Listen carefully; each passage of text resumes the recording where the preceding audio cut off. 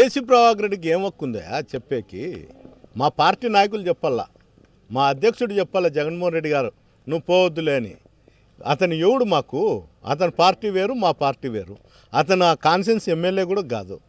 అతనికి ఏం హక్కు ఉంటుంది? అతను అడుగుజాడల్లో అధికారులు నడుస్తాడు తప్ప కనీసం అక్కడ ఎమ్మెల్యే మాట కూడా అక్కడ చెల్లే పరిస్థితి లేదు. ఈ పరిస్థితిలో ఆడ రాజ్యాంగం నడుపుతున్నారు పోలీస్ అధికారులు. హైకోర్టు డైరెక్షన్ చేసి దాదాపు 2 మాసాలు అవుతోంది. ఎందుకు దాదాపు 3వ మాసం నడుస్తోంది. హైకోర్టు ఆదేశాలు కూడా పోలీసులు పాటించడం లేదంటారా? హైకోర్టు ఆర్డరే కాదు, వీళ్ళు సుప్రీంకోర్టు ఆర్డర్ కూడా కాదు. జేసీ ప్రభాకర్ మొన్నే చెప్పినాడు, నువ్వు కంటెంప్ట్ వేసినావు, అంతే ఆర్డర్ వచ్చినా కూడా మేము రానివ్వము అని. అంటే ఆ మాట అక్కడి నుండి వస్తానే వీళ్ళు అలర్ట్ అవుతారు వెంటనే టకాని.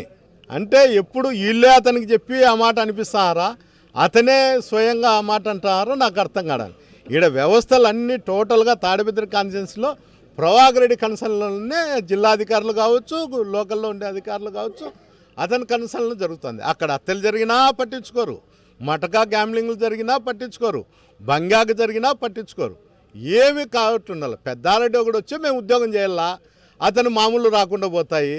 పెద్దారెడ్డి రాకపోతే మా పని మేము ఉద్యోగం చేయకపోయినా ఇంట్లో కూర్చొని హ్యాపీగా ఎంజాయ్ చేయొచ్చని పోలీస్ అధికారులకు ఉంది.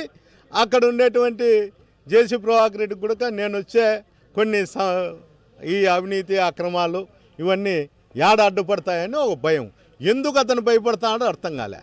పెద్దారెడ్డి కుటుంబం తప్ప ఎవరైనా పోటీ వాడు ఎవడు చెప్పేకి మా పార్టీ గురించి? ఎందుకోసం పెద్దారెడ్డి మాత్రమే వద్దని ఎందుకు అంటున్నారు? ఓటమి భయం. ఓటమి భయం. నేను రాజకీయాలు చేస్తాను, నాకు ఏరే వృత్తి కూడా లేదు. చేస్తే వ్యవసాయం చేస్తా, లేకపోతే రాజకీయాలే చేస్తాంట. అతను తిన్నా బుక్కులు తీసుకుపోయి చూపిస్తా అంటాడు అందరికీ.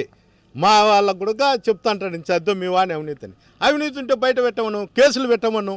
నేను పెట్టినా వాని అవినీతి, వాని దొంగతనాలు, వాని దోపిడీ, వాళ్ళు ఏమి చేసినారో అవన్నీ తీసుకొచ్చి నేను పెట్టి కేసులు పెట్టినారు పోలీస్ అధికారులు ఎంక్వైరీ చేసి.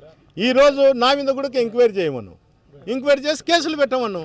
లక్షణంగా నేను తిండు, పరుపు, బెడ్షీట్, జైల్లో ఏవైతే సౌకర్యంగా వాళ్ళ సౌకర్యాలకు ఏది ఉంటాయో అవి రెడీ చేసుకొని పనిలో పెట్టుకున్నాయి. ఎప్పుడు పంపించినా కూడా నేను రెడీగా ఉన్నాను.